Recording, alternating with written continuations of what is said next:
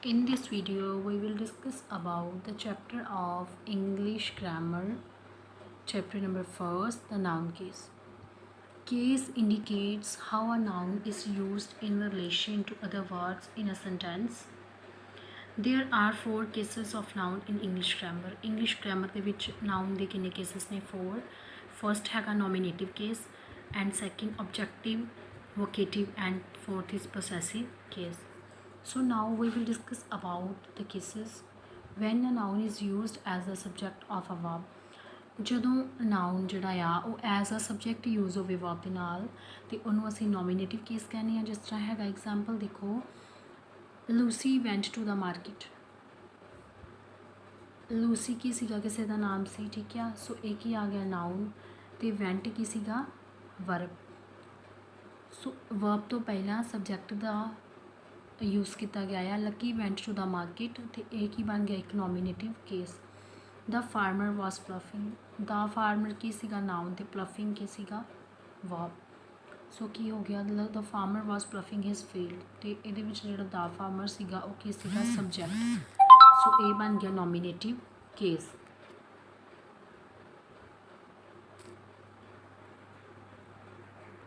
ਹੁਣ ਨੈਕਸਟ ਅਸੀਂ ਗੱਲ ਕਰਦੇ ਹਾਂ who went to the market. Market ਕੌਣ ਗਿਆ ਸੀ, ਲੂਸੀ। ਅਤੇ ਇਹ ਕੀ ਸੀਗਾ, ਨਾउन ਹੀ nominative case. Who was ploughing his field. Ploughing ਕੌਣ ਕਰ ਰਿਹਾ ਸੀ ਖੇਤਾਂ ਵਿੱਚ, ਫਾਰਮਰ। ਨੈਕਸਟ ਅਸੀਂ ਗੱਲ ਕਰਦੇ ਹਾਂ ਆਬਜੈਕਟਿਵ ਕੇਸ ਦੀ। When a noun is used as a object of the verb. ਜਦੋਂ ਨਾउन ਜਿਹੜਾ ਆ ਉਹ ਇੱਕ ਐਜ਼ ਆਬਜੈਕਟ ਯੂਜ਼ ਹੋਵੇ ਉਦੋਂ ਕੀ ਹੁੰਦਾ ਆ, ਉਹ ਹੁੰਦਾ ਆਬਜੈਕਟਿਵ ਕੇਸ। ਜਿਸ ਤਰ੍ਹਾਂ ਮੈਰੀ ਰੋਟ ਏ ਲੈਟਰ। ਹੁਣ ਇਹਦੇ ਵਿੱਚ ਰੋਟ ਕੀ ਸੀਗਾ, ਵਰਬ ਦੀ ਫਾਰਮ ਸੀ। ਇਹ ਲੈਟਰ ਕੀ ਸੀਗਾ, ਇਹ ਜੋ ਵੀ ਵਰਕ ਹੋ ਰਿਹਾ, ਠੀਕ ਹੈ, ਉਹ ਸੀਗਾ objective. So what did Mary write. Mary ਕੀ ਰਾਈਟ ਕਰਦੀ ਸੀ, ਲੈਟਰ। ਅਤੇ ਲੈਟਰ ਕੀ ਸੀਗਾ, noun. The hunter catch the deer. Hunter ਨੇ ਕੀ ਫੜਿਆ ਸੀ, ਡੀਅਰ ਨੂੰ। ਸੋ ਦਾ ਡੀਅਰ ਕੀ ਸੀਗਾ, ਨਾउन।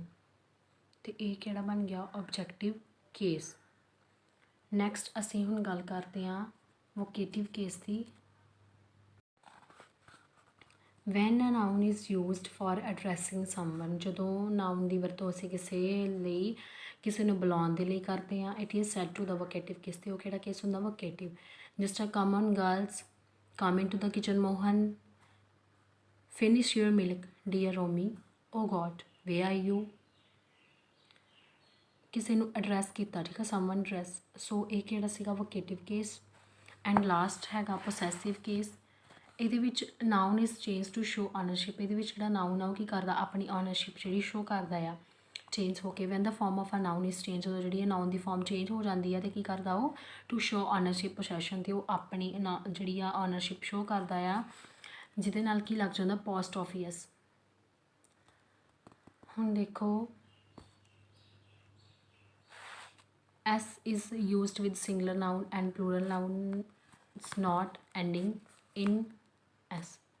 ਹੁਣ ਦੇਖੋ, a man's job, man ਸੀਗਾ, ਠੀਕ ਆ, ਉਹਦੇ ਨਾਲ ਕੀ ਲੱਗ ਗਿਆ, apostrophe S. men's work, a woman's love, ਇਹ ਸਾਰੇ ਕੀ ਹੋ ਕੇ possessive case। ਅਤੇ ਜਦੋਂ ਅਸੀਂ ਪਲੂਰਲ ਨਾउन ਦੀ ਗੱਲ ਕਰੀਏ ਅਤੇ ਉਹਦੇ ਵਿੱਚ ਅਸੀਂ ਕਿਸ ਤਰ੍ਹਾਂ ਯੂਜ਼ ਕਰਨਾ, ਆ ਗਰਲਸ ਸਕੂਲ, ਠੀਕ ਹੈ। ਉਹਦੇ ਵਿੱਚ ਅਸੀਂ ਇਸ ਤਰ੍ਹਾਂ ਜਿਹੜਾ ਆ ਸਿੰਬਲ ਦੇ ਕੇ ਅਸੀਂ ਯੂਜ਼ ਕਰਨਾ ਸੈਂਟੈਂਸ ਨੂੰ। ਸਟੂਡੈਂਟਸ, ਜੋ ਵੀ ਪਲੂਰਲ ਚੀਜ਼ਾਂ ਹੋਣਗੀਆਂ ਉਹਨੂੰ ਅਸੀਂ ਇਸ ਤਰੀਕੇ ਨਾਲ ਯੂਜ਼ ਕਰਨਾ ਹੈ। ਉਹਦੀ ਜਿਹੜੀ ਪੋਸਟ ਆਫ ਆ ਆਊਟਸਾਈਡ 'ਤੇ ਹੋਏਗੀ।